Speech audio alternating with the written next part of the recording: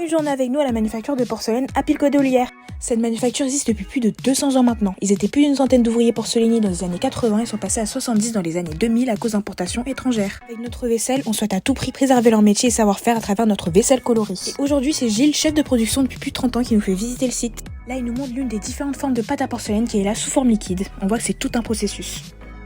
Ensuite, cette pâte à porcelaine liquide sera mise dans des moules comme ceci avant de prendre sa forme. Donc on le voit, la manufacture est un vrai trésor caché.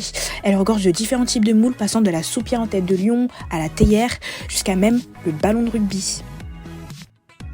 Ensuite, Gilles nous emmène voir le processus de fabrication d'une tasse avec anse qui sera posée à la main par les porcelainiers.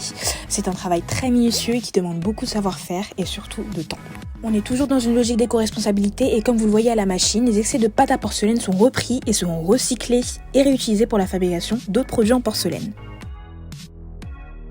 Et comme vous voyez, on s'amuse très bien à détruire les morceaux de pâte à porcelaine des prototypes de tasses ratées.